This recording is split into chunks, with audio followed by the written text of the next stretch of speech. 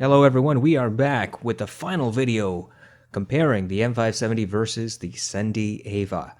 Now we've already done the sound signature test. I've told you that in the bass both headphones are exactly the same, but mids and treble is where these two have some differentiation. The mids and treble have, there's a point at which the 570 has a peak, a bump that the Sendy doesn't. And that peak and bump adds a bit of grain and a little bit of harshness to the vocals and elevates the treble and sibilance of vocalists and of some instruments just by 2 to 3 to 4 decibels, depending on the type of song you're listening to and your DAC and your amplifier.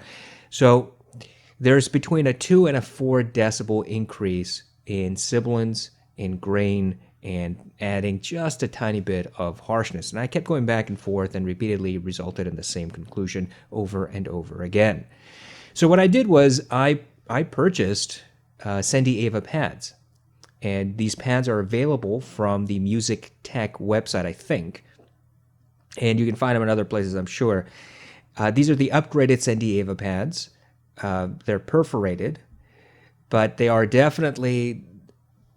they're differently shaped than the pads Monolith provides. So I'm using the Sendy Aiva pads. I'm using the ones that are available so I don't have to switch pads back and forth and make this incredibly impossible to compare. So I've got the standard pads on the Sendy Aiva, and I've got the upgraded Sendy Aiva pads that are currently being sold on the Monolith. Now, the pad change was dead simple, no issues, just like any pads, just change them.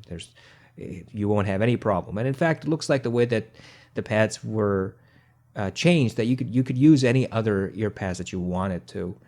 The lip on the pads for both the standard Monolith pads and for the Aiva pads is a bit shallow. So if you get ear pads that have, third-party ear pads that have a deeper lip on the back end, you may have to do a little bit of jury rigging and cutting a little bit off, but that's up to you to decide.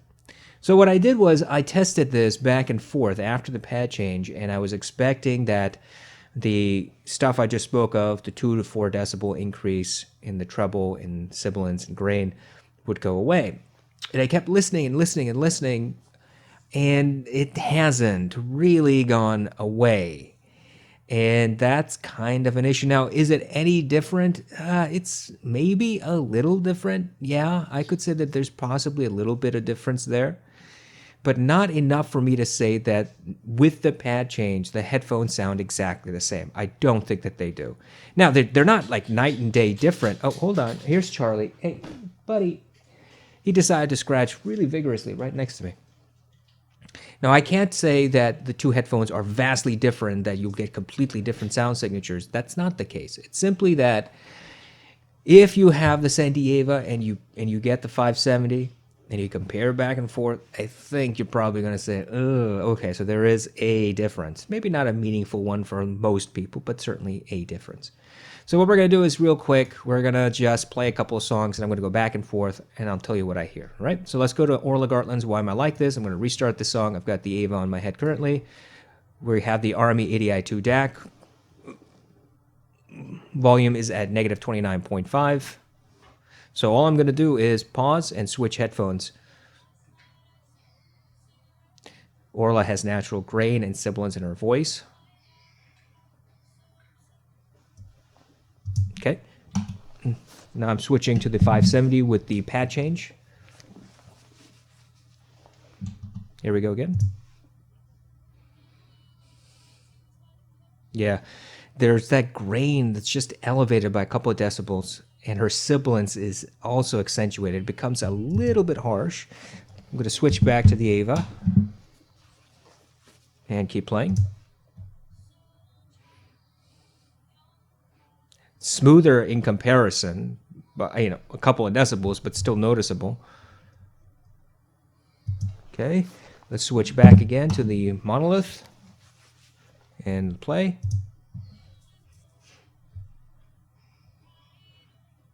Yeah, just a tiny bit more harshness, more grain on the 570 than on the Aiva.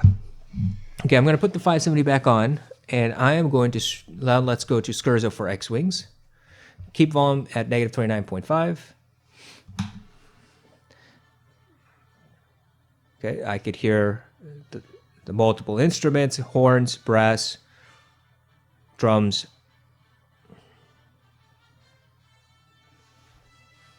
Okay, I'm going to stop here. That's when it's going ba ba. You know that portion of the Star Wars song. Okay, switch to the 570. Keep going.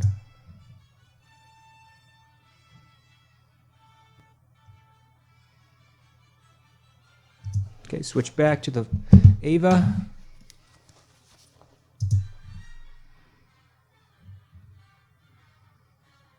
Yeah, there's just a slight couple of decibel difference here that the treble is accentuated on the 570. And just a tiny bit of harshness from that treble if you're treble sensitive. If you're not treble sensitive, it may not make any difference to you. But to me, I can hear that slight difference at a couple of decibels, and it's a little bit uncomfortable for me personally. It may not be for you.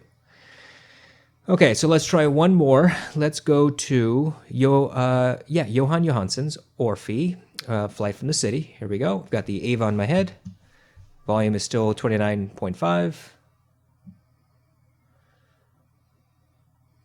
Clean, clear, open sound, no harshness. Okay, pause. Switching to the 570.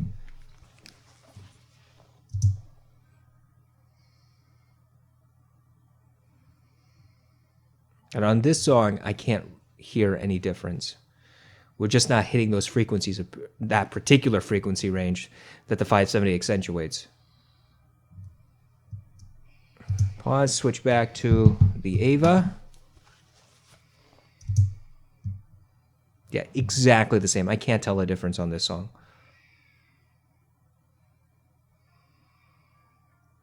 Okay, so let's go to Dreamer. Oh, God, I hate this song so much. Here we go. We'll go to Dreamer. Yeah, look, Amazon doesn't even want to play. Now it does. I was hoping it wouldn't play. I'm going to skip ahead.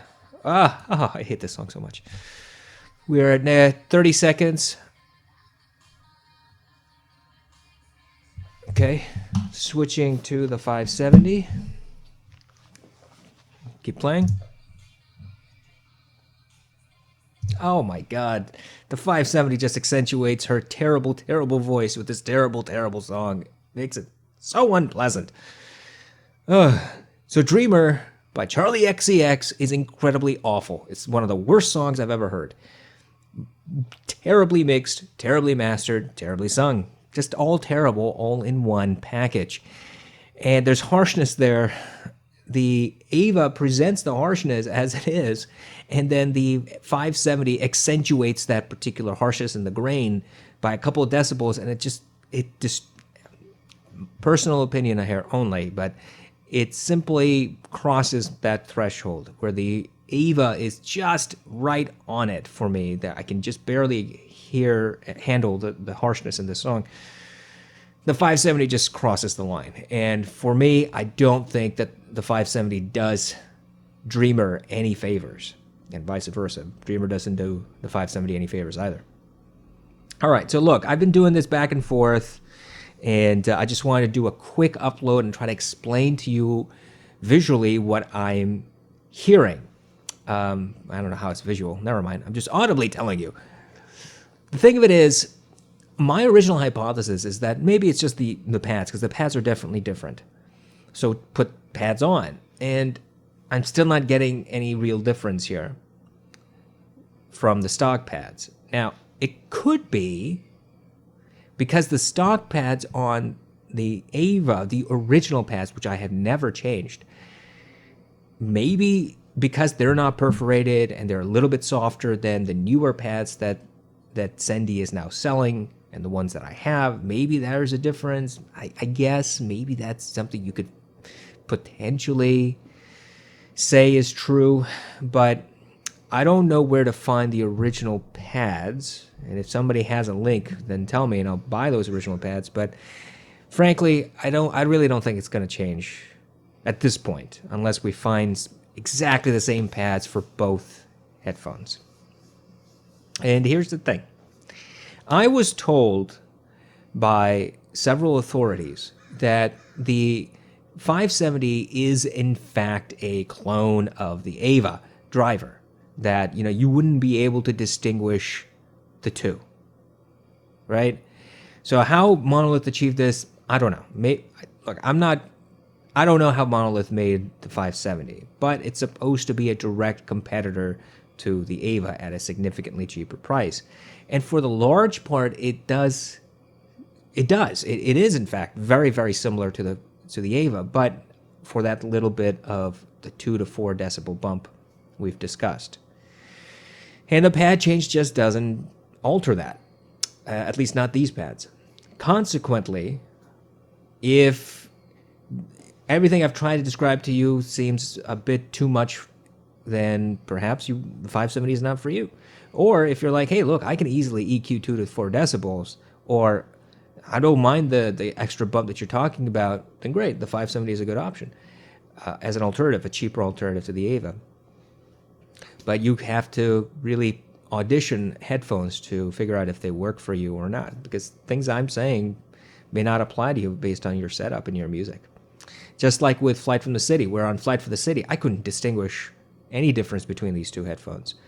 But the other songs that are a bit more vocal-centric, that have a bit of harshness already built in from natural grain in the vocalist's voice or poorly mixed like Dreamer, your mileage may vary.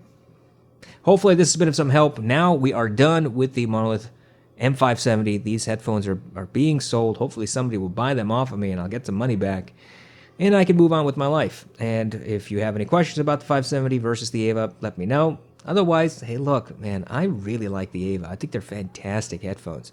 The 570 is a good headphone. If you don't have the Aiva, no need to buy the Aiva if you don't want to spend that extra cash. You can probably make things work with the 570, but for me, cannot justify keeping the 570, and the Aiva does so well in so many respects that it's worth keeping for the long run. Have a wonderful weekend. Hope all of you have a safe weekend, and we will talk again soon.